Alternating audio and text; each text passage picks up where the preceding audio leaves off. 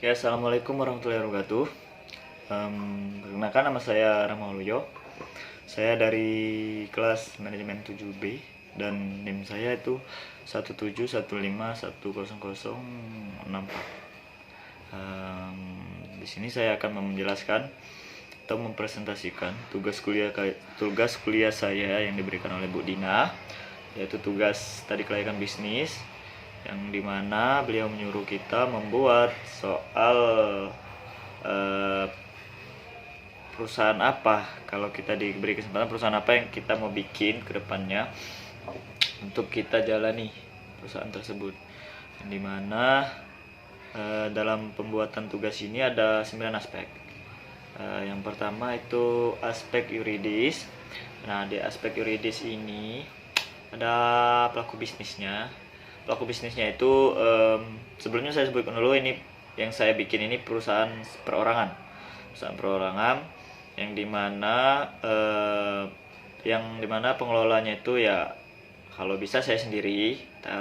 Nama pemiliknya itu Ramulyo, saya sendiri, dan alamatnya itu di alamat saya ini di Dusun 1 Sungai Lumpur. Pendidikan saya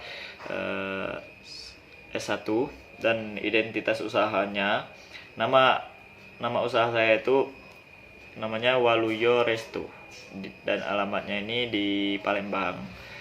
Di Palembang. Jenis usahanya itu restoran, dan sifatnya itu perorangan, sudah seperti yang saya sebutkan pertama tadi.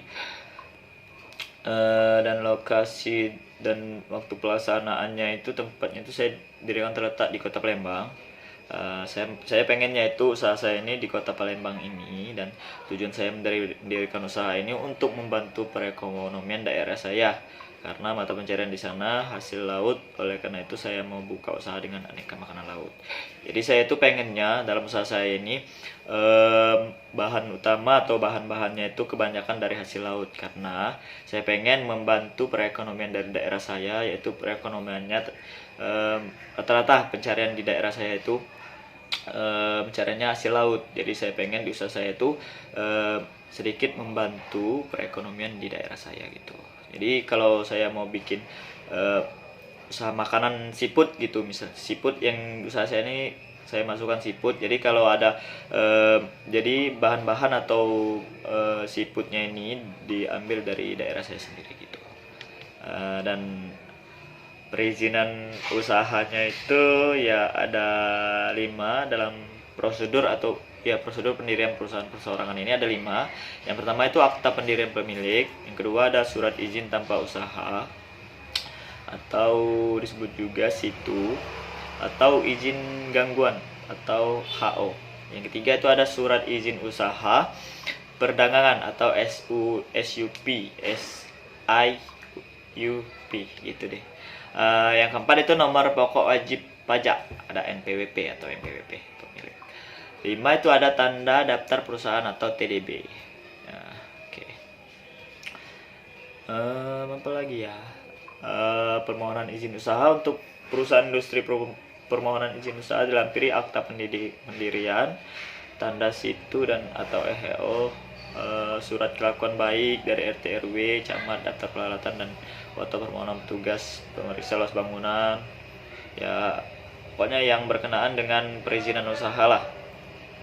Ada lagi. Oke, yang bab keduanya ada aspek teknis dan teknologis, dimana penentuan lokasi usahanya dalam memilih lokasi proyek. Yang pertama itu ada ketersediaan bahan baku.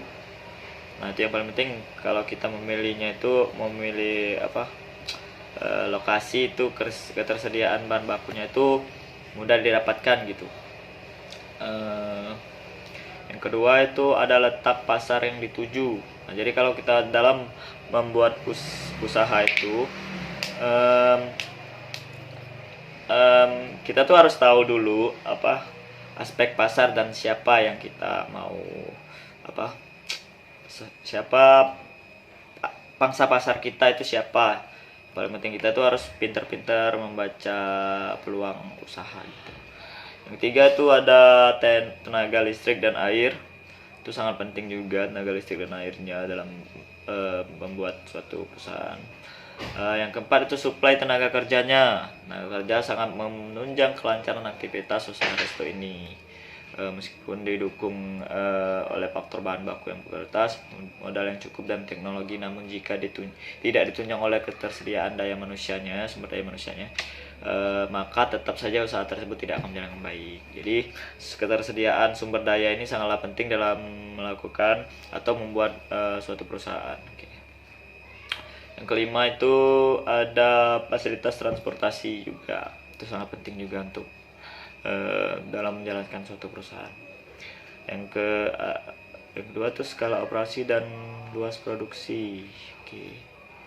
Skala operasi itu terdapat beberapa faktor yang harus dipertimbangkan dalam merencanakan skala operasi. Yang pertama itu memungkinkan perkembangan pangsa pasar yang dapat diraih gitu. Yang kedua itu kapasitas mesin serta peralatan yang kita miliki. Ketiga itu kualitas sumber daya manusianya dalam proses produksi. Jadi sumber daya manusianya itu juga harus bagus, karena sumber daya manusia itu sangatlah penting dalam perusahaan kita. Jadi yang ahli yang di bidang memang memasaknya kan itu sangatlah dibutuhkan dalam perusahaan. Kemampuan keuangan usaha yang dimiliki juga penting. Kemungkinan adanya perubahan teknologi produksi di masa yang mendatang. Tiga itu ada proses produksi dan layout. Tata letaknya itu ya, tata letak yang efektif dalam membantu perusahaan dalam mencapainya itu ada 4 juga. Yang pertama pemanfaatan yang lebih efektif atas ruangan, peralatan dan manusianya. Lebih memanfaatkan ketersediaan mulai dari ruangan, peralatan atau sumber dayanya itu lebih dimanfaatkan lagi. Yang kedua ada arus informasi bahan baku dan manusia yang lebih baik, tadi enggak ada termasuk. 3 lebih memudahkan konsumen. Yang keempat meningkatkan moral pegawai dan kondisi kerja yang lebih aman. Itu sangat penting juga buat keberlangsungan perusahaan. Apalagi ya, ini penting. Yang ketiga langsung aspek pasar. Analisis kondisi pasar saat ini meliputi aspek pasar. Tadi udah dijelasin sedikit tentang aspek pasar. Jadi kita tuh kalau dalam melakukan membuat atau melakukan suatu usaha itu, kita tuh harus pintar-pintar membaca yang namanya aspek pasar. Siapa yang kita mau kita tuju pasar dari usaha kita ini. Jadi produknya itu yang saya sajikan itu mulai dari aneka kopi, teh dan makanan ringan gitu, yang bahan dasar kopi itu. Dan juga ada juga yang dari seafood, dari kekayaan laut juga. Dan juga ada seperti jus gitu. Ya pokoknya yang makanan ringan lah. Dan kisaran harganya itu untuk produk yang kita jual tuh mulai dari 10 ribuan sampai 40 ribuan. Dan untuk jus, tadi untuk kopi, dan untuk jusnya mungkin dari 10 ribuan sampai 40 ribuan lah. Dan makanan itu mulai dari 25 sampai 200 lah, karena ada makanan seafood kan. Tempat yang dipilih untuk membuka restoran ini berada dalam area perkotaan yang ramai. Yang pastinya itu yang ramai, yang mudah dijumpai oleh orang-orang. Yang selanjutnya itu promosi itu penting. Dalam menjalankan usaha ini saya pengen promosi itu tidak hanya memberitahu melalui banner-banner atau apa gitu. Saya juga pengen mengambil seperti influencer dalam Instagram gitu. Saya pengen ngambil supaya untuk membantu mempromosikan dari usaha saya ini gitu. Apa lagi ya?